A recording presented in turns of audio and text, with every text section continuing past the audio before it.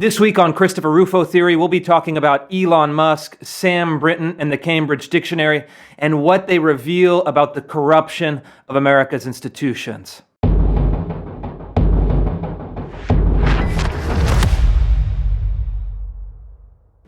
The most important story in the country right now is Elon Musk's takeover of Twitter. On the outside, it can seem like something that's actually not important or marginal. Twitter is not the largest social media company. It's certainly not the only social media company. But I think what's really clear, and has been even made more clear under Elon Musk, is that it's the place where elite discourse happens.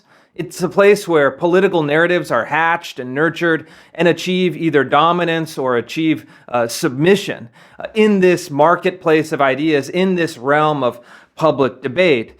And more than anything, though, I think what Elon Musk's now month-long takeover of Twitter has revealed is how power works in almost every American institution.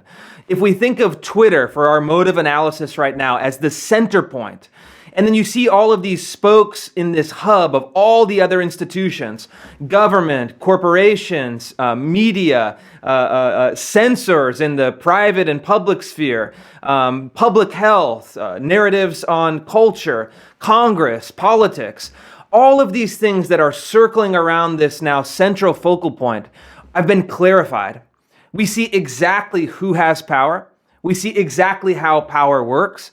And we see how Elon Musk's takeover is starting to shift this apparatus, is starting to disrupt and starting to interfere with the old status quo. And so the first question is, what was the status quo ante? What was, in other words, the status quo prior to Musk's takeover? And I think that the picture that we see revealed through the reporting, but also revealed through the Twitter files, which have been released by Matt Taibbi, Barry Weiss, Michael Schellenberger, and others, is that the long march to the institutions, this idea that left-wing activists have spent the past 50 years training cadres in the university, and then deploying them through the bureaucracies, not just of the universities, but also of government agencies, K through 12 schools, and even large private corporations like Twitter, is absolutely what's happening. The key person here is the former head of trust and safety, really the kind of undisputed, or rather the secret king of Twitter decision-making. The person who is the arbiter of who stays, who goes, what is permitted, what is not permitted, a man named Yoel Roth, who is really the perfect embodiment of the long march to the institutions. This is someone who got a PhD in communications from UPenn. So you have a elite Ivy League degree in a very non-elite and really in many ways useless field. Communications is kind of the laughing stock of rigorous academic fields. And then more specifically, what did he study over his long tenure in academia? He studied himself. He studied and did autoethnographies on his use of gay sex apps like Grindr. That is really what his PhD dissertation was based on. And he was a study and a disciple of queer theory, gender ideology. This idea that the purpose of study is not to develop knowledge, but to subvert heteronormative hierarchies. So looking at Judith Butler and Gail Rubin and other queer theorists that I've covered in previous videos.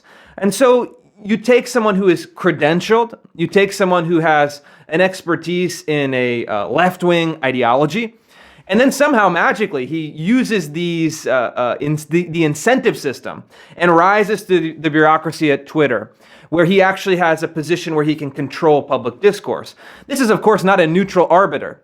We know that previously from who gets banned on Twitter, what kind of words and language are permitted on Twitter, and what kind of people and language are not permitted on Twitter.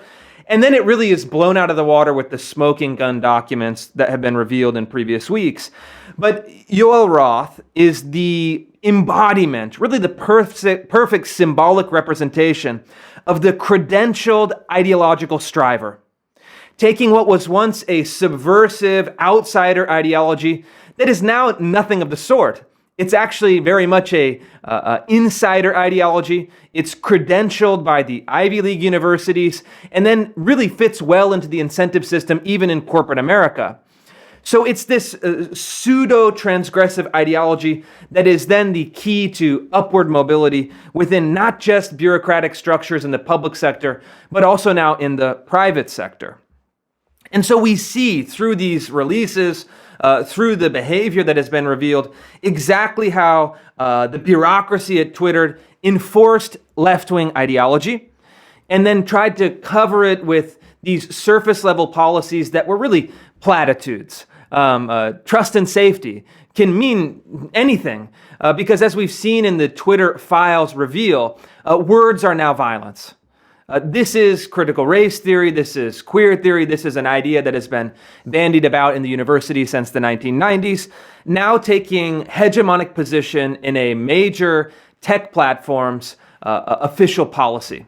Well, if words are violence, and words that contravene a kind of queer normative discourse are ramifications or expressions of a tendency to exclude, or a tendency to oppose, or a tendency to be expressions of hatred, then those are now de facto violations of trust and safety. And so you have this ideological underpinning of a surface level kind of corporate platitude boilerplate at the top that then really results in a de facto, rather than a kind of written policy, but a de facto policy of anything goes. Yoel Roth decides. What he does like, what he doesn't like, is what stays or what goes. And so this was the status quo ante, and the next step in this is enter Elon Musk. This is really the inciting incident in this drama. This is where everything starts to turn. And what I think of as Elon Musk's gambit here is something I outlined in a speech at Hillsdale College a number of months ago. This idea of the siege of the institutions, that conservatives, or in this case, a kind of radical centrist outsider, Elon Musk, have to start aggressively attacking and laying siege to these captured institutions if there's any hope to change them, if there's any hope to restore full, free discourse in the United States. And this is exactly what Elon Musk has done. I mean, he down to the theatrics of it.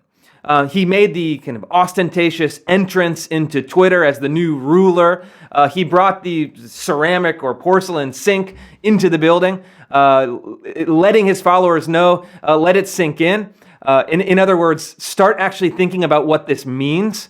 This is not just a corporate raider takes over a company for financial purposes. No, this is actually an ideological takeover of an institution that controls discourse, and Elon Musk will be ruling it with a new set of rules.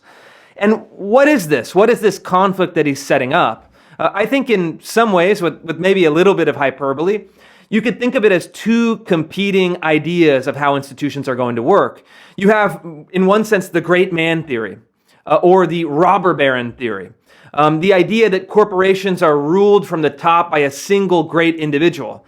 This was certainly the case in the 19th century, early 20th century. You had, the Rockefellers and the Carnegies and all of these great kind of heroic figures that dominated industries and shaped the country, even reshaped physical matter to their will. And then what you have at Twitter is the long march to the institutions, or really the rule by credentialed midwits. People who are anything but great.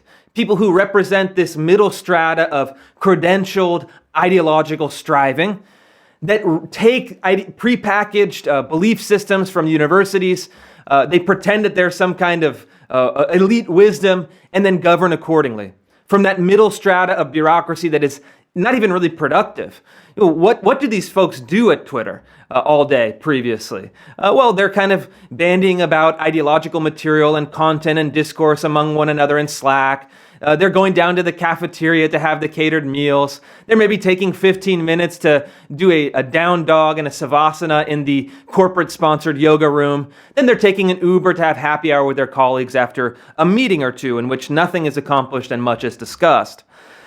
This is certainly true at most tech corporations. I've had the privilege through friends and also my wife of observing the inner workings of many of the big tech corporations in the Seattle region. And it's no surprise internally that many people do maybe a good 5 to 7 hours of work a week, and then are kind of slacking off the rest of the time. A lot of fat to be cut. And so what did Elon Musk do? Immediately, he really brought all of the pain in one fell swoop, following dictates of Machiavelli and others, to say, if you're going to do something difficult, do it all right away. And so he eliminates 50% of the workforce, and then through attrition and chaos and drama and kind of reduction in force through people voluntarily leaving, giving them a kind of ultimatum.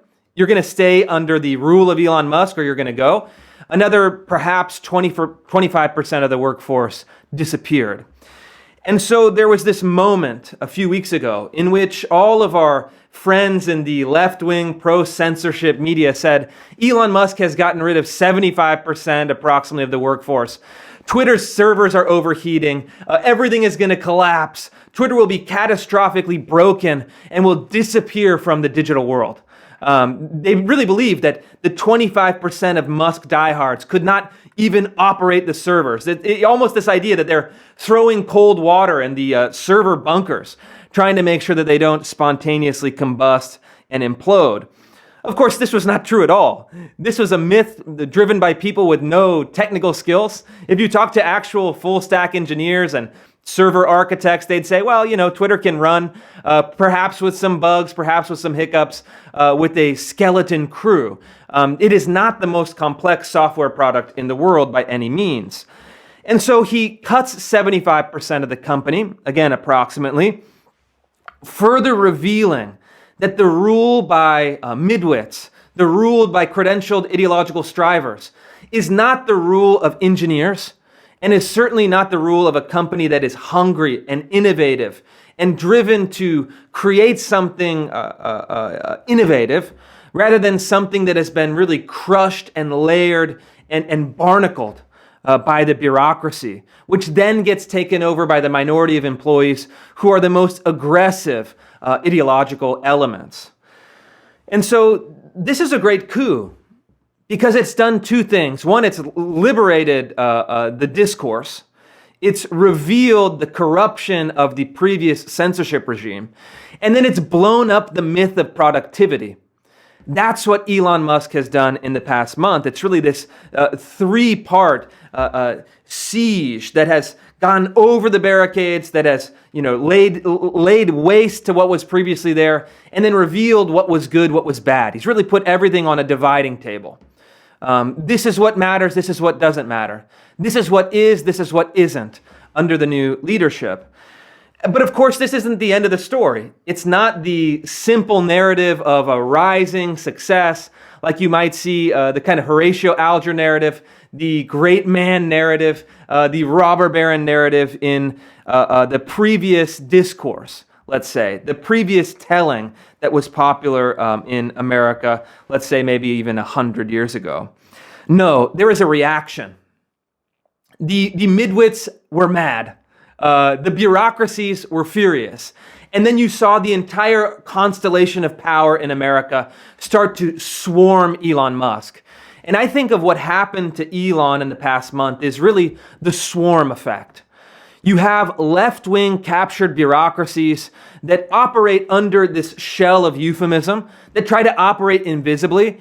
But once you kick the power structure, it starts like a kind of like a swarm of nasty wasps or bees, starts to swarm you, starts to make you uncomfortable, starts to puncture you, tries to actually rattle you and change what you're doing. And I've experienced this at a very small level a number of times.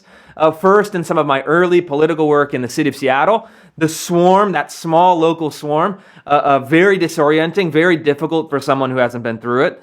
And then in my work on critical race theory, a bigger national media swarm, the New York Times, the Washington Post, Vox, whatever, all of the kind of left-wing corporate journalist swarm against what I was doing. Again, difficult, challenging for someone who hasn't been through it, but really ultimately vanquishable, surmountable.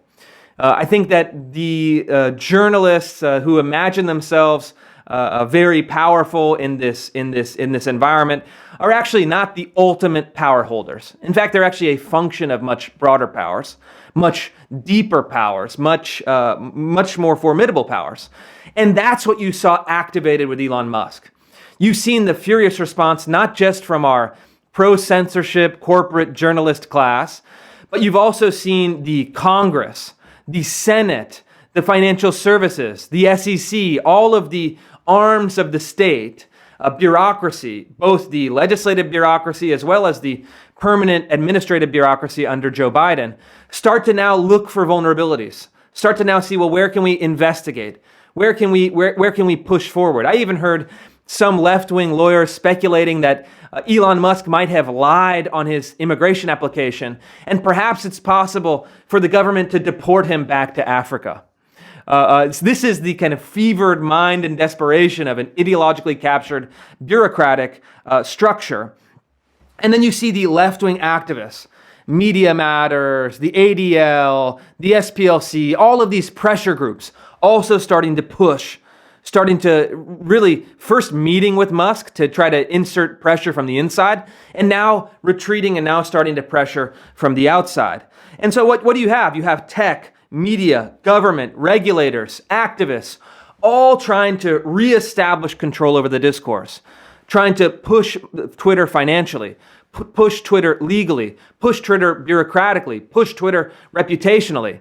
And they're trying to all orchestrate this swarm to do two things. One is to crush free and open discourse. Again, the kind of post-bellum or the post-siege rules. They're trying to reshape them, and if they can't reshape them, trying to shatter them.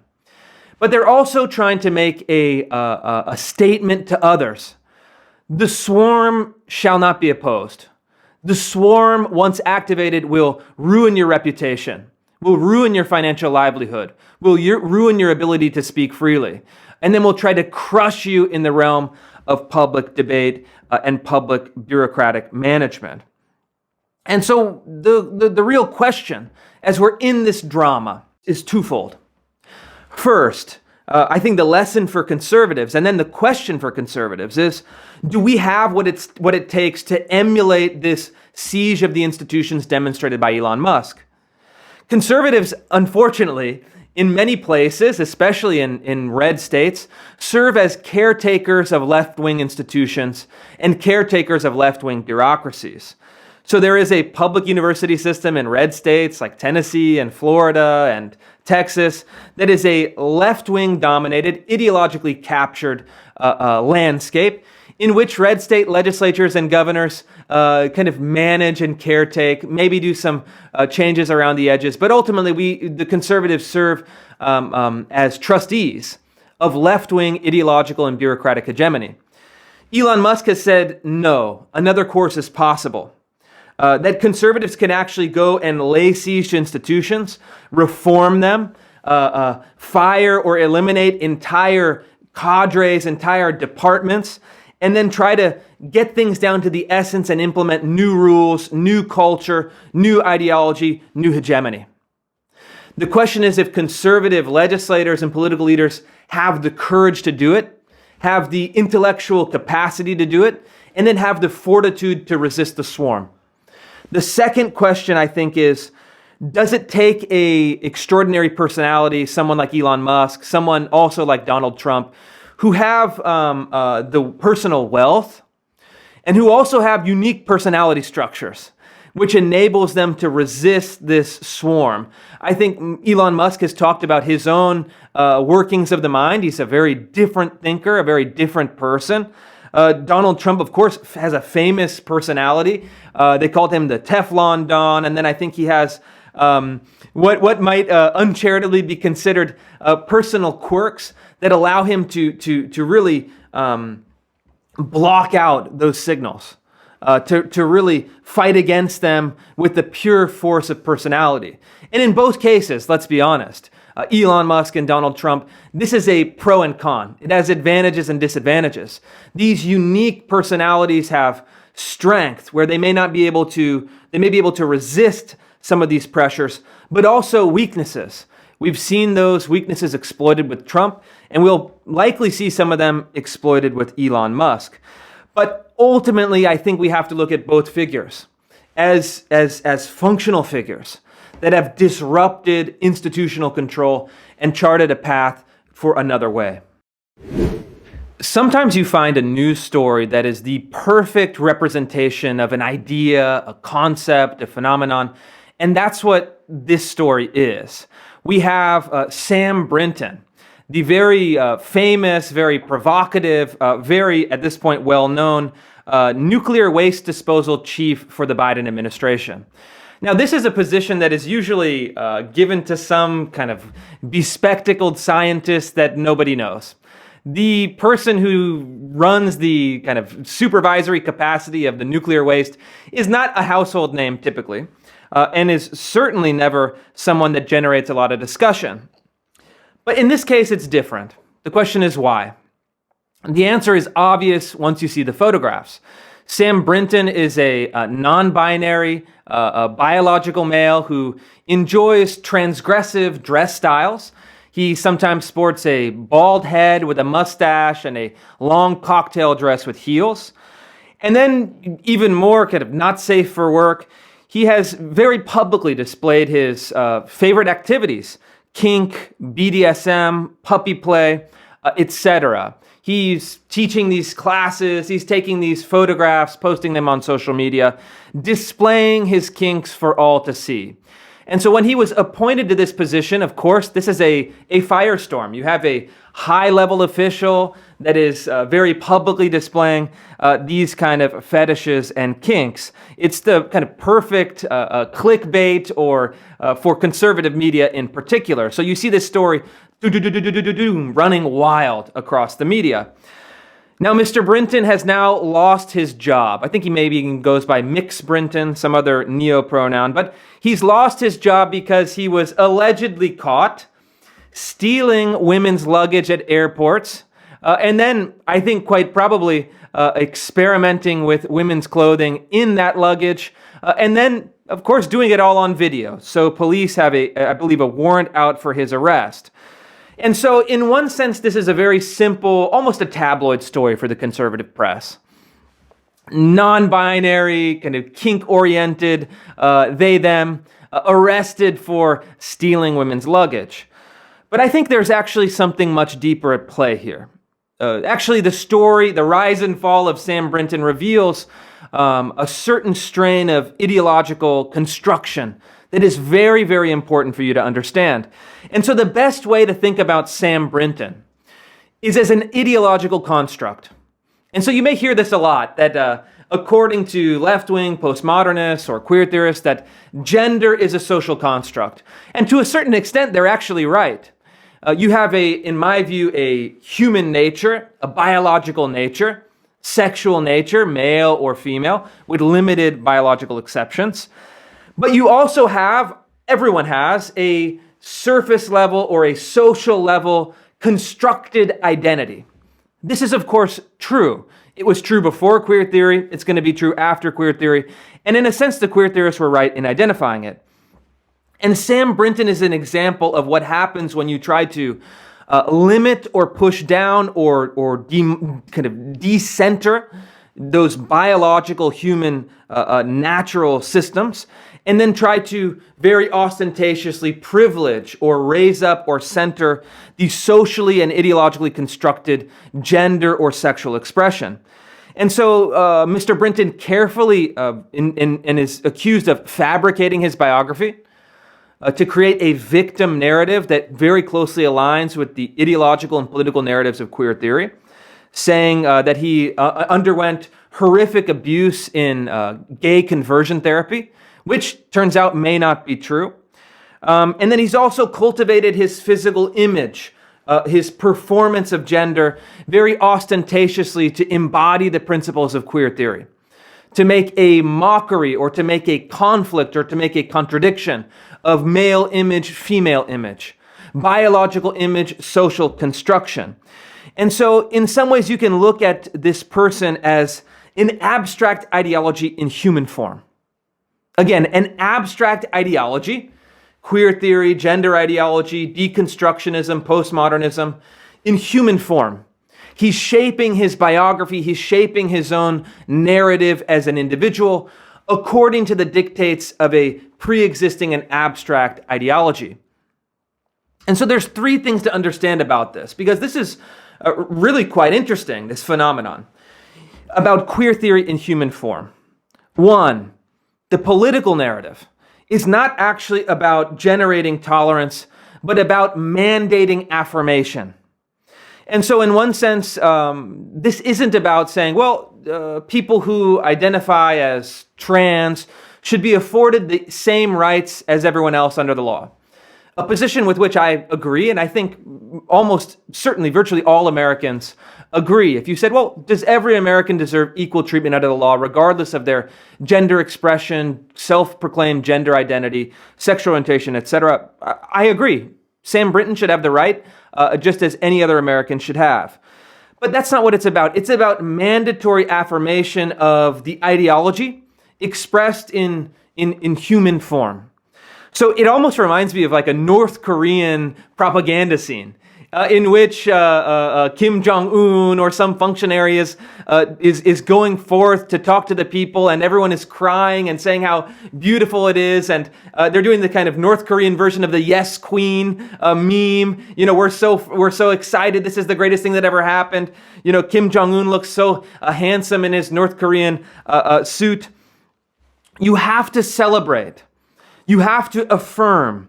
You have to position someone like Sam Brinton not as an American that should be evaluated on his competence at his job, that should be afforded equal protection under law, but as a hero of our time to be celebrated.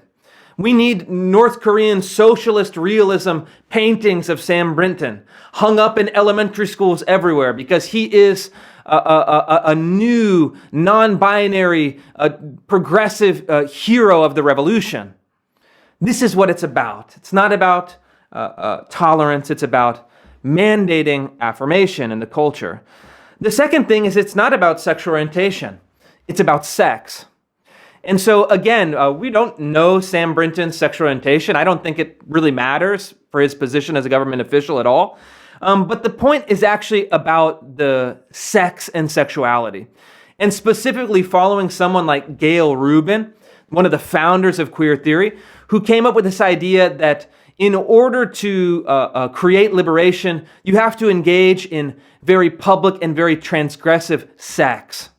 BDSM, kink, in this case, puppy play, and all doing it very publicly. Because the idea is that physical transgressive sex is a mechanism of liberation.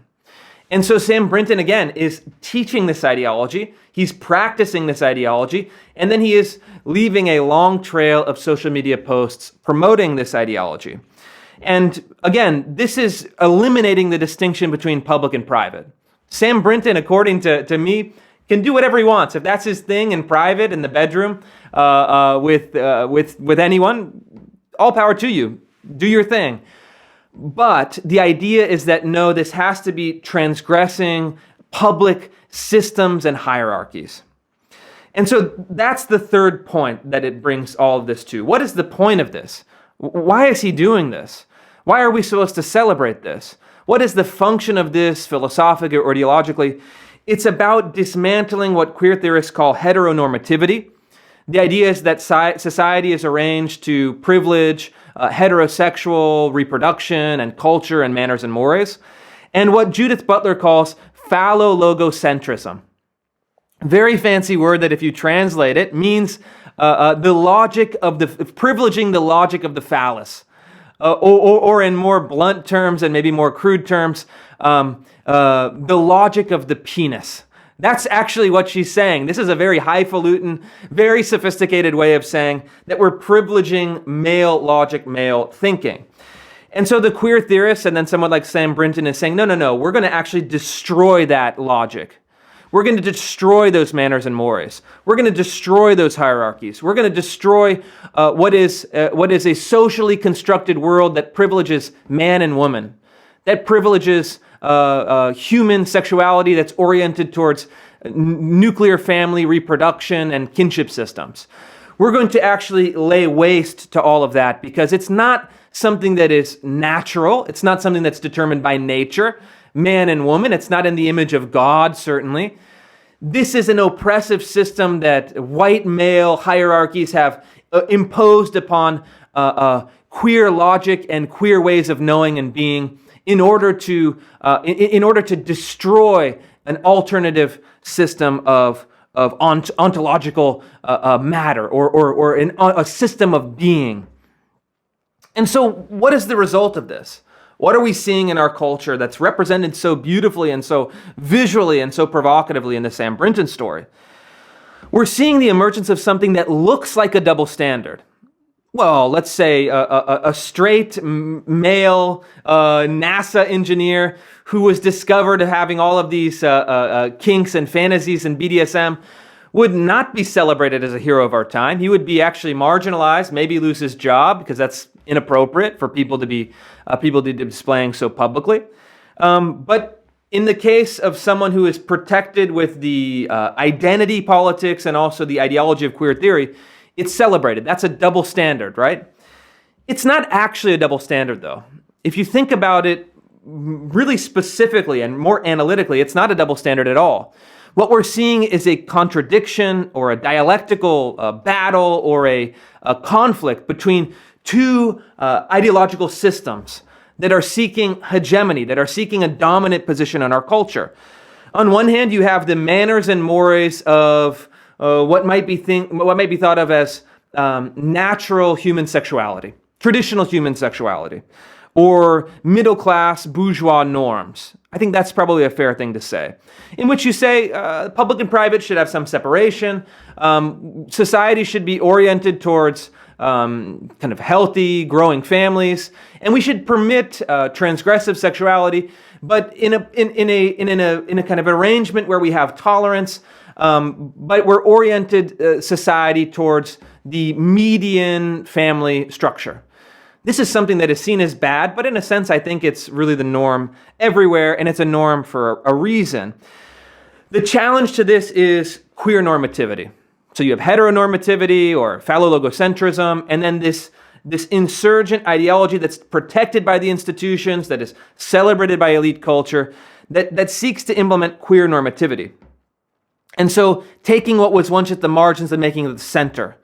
Saying that actually, kink and BDSM used to be in kind of darkened clubs and kind of a more secret communities or private communities. No, that actually has to be a public model. That has to be a public morality.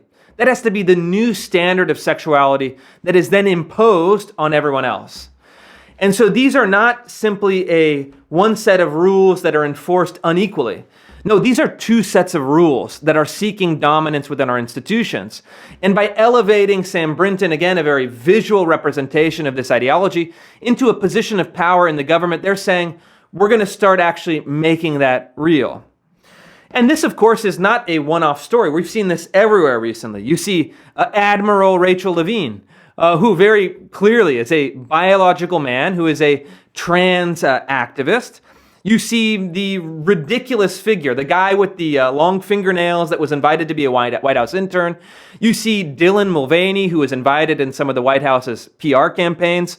Again, a man, a biological male, who prances around as this kind of pseudo-female, almost comical representation of womanhood, and saying, it's day 38 of girlhood.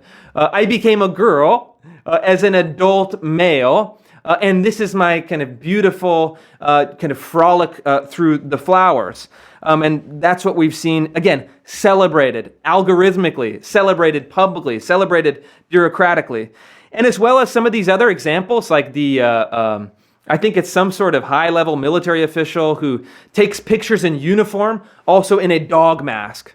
This is a sexual idea that you can embody animal form as a sexual pleasure in a military uniform, which again, in a heteronormative or phallo-logocentric culture, would say, this is something that you might do privately, but you cannot mix your animalistic sexual fetish with the military uniform of the United States government.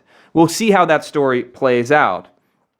And so what's happening here? There is an irony that I think is worth noting. I think is actually quite a beautiful irony, is that all of these people are privilege eaters. And by privilege eaters, it's a phrase that I think of as meaning people who seek to eat the privilege that could be around them, to create it and then to consume it. Because let's be honest, all of these people are white males. All of these people we've been discussing are actually white men. People who under queer theory, who under critical race theory are deemed at the top of the hierarchy, are deemed the oppressors. But through their ideology, through their socially constructed identity, and then through their transgressive sexual activity, can then eat the privileges, or kind of eat away at the privileges of the oppressed. And so they can take on victim narratives that provide them with actual substantive privileges in this other logic, in this other social structure, in this bureaucracy of the United States government. And so you have Rachel Levine, Dylan Mulvaney, Sam Brinton, who eat at the privilege of their biological sex and their racial, biological race, their kind of origins, their ancestry, while simultaneously eating at the privilege of their socially constructed sexual identity and expression. It's this kind of beautiful seizure of all of the privileges available, both at the level of natural ancestry, nature, and the level of social construction that we've been discussing. But there's also, in the Sam Brinton story, a kind of twist. There's an ending of this, and it's a very classic story structure. It's, I think, one of hubris. It's a kind of maybe even a Greek motif, that Sam Brinton eventually falls. Sam Brinton gets caught stealing women's luggage. I think more than likely trying on other women's clothing in a kind of sexual fixation, and then parading around with this luggage in other airports where he has been allegedly caught by security cameras.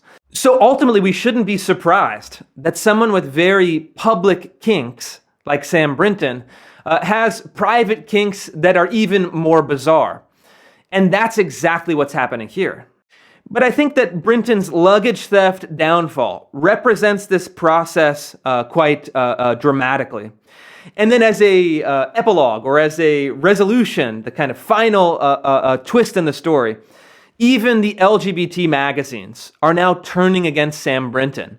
You have one magazine that's now accusing him of fabricating his story in order to elevate himself, in order to chase clout, in order to get approval, in order to get a kind of navigation through the incentives of this new world where he can then be the main character, he can be the hero, he can be the figure above everyone else in this community. He's getting too much attention. And he's now a kind of risky person. He's a toxic person. He's been exposed as someone whose fetishes are not really part of this kind of Judith Butler liberation, but are actually maybe part of a criminal proclivity, a sexual kleptomania, perhaps. And so he's been abandoned by the movement. He's been now denounced by the movement. And again, in this very beautiful North Korean kind of way. Yes, General Song was a valiant hero of the revolution, but he was discovered to be an actual enemy of Kim Jong-un thought, an enemy of the regime, and therefore we have erased him from all the pictures. We have taken away his lapels. He's been disappeared into physical death in a way that in our postmodern world people are dispatched into reputational death. And so that's what's happening at the end of the Sam Brinton story. But all of it, the entire arc, the entire competition between ideologies, the entire human story of the rise and the fall, represents something that you must understand in order to understand what's happening around you every day. We've had kind of an amazing debate over the past year that was crystallized by Matt Walsh in his documentary, What is a Woman? And these are great debates because they become, in essence, philosophical debates and political debates. I think everyone knows biologically what a woman is. Everyone has been born. Everyone can identify a woman. Even little kids can say, oh, that's a man, that's a woman with, 98% accuracy in most situations. This is something that should be clear. It's determined by human nature. It's determined by biology. It's determined by reproduction. It's determined in large part by cultural norms. And yet the fact that the question needs to be asked signifies that there is now a debate about it. How do you define a woman? Is a woman something that becomes true through biology? Or is a woman something that becomes true through social construction or cultural norms? And so we have what is now really a kind of right-left debate.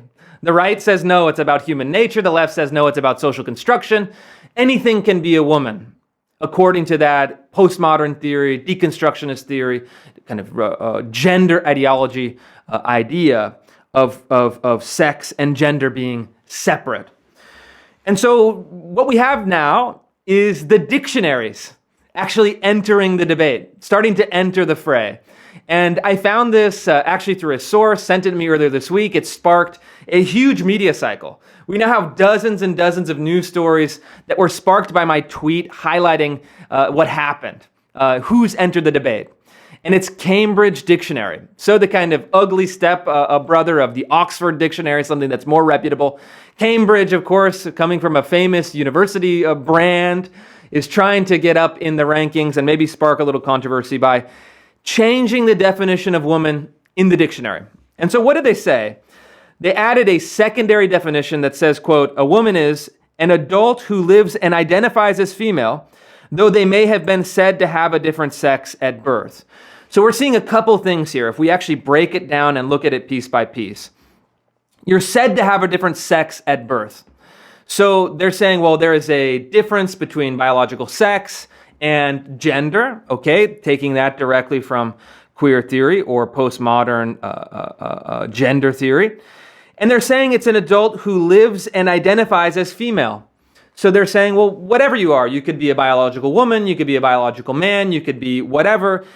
What matters is your identification. So your own personal and then your own social and cultural construction of gender is determined by you. And then they say something, I think they actually slipped up, because they say an adult who lives as a female, though they may have been.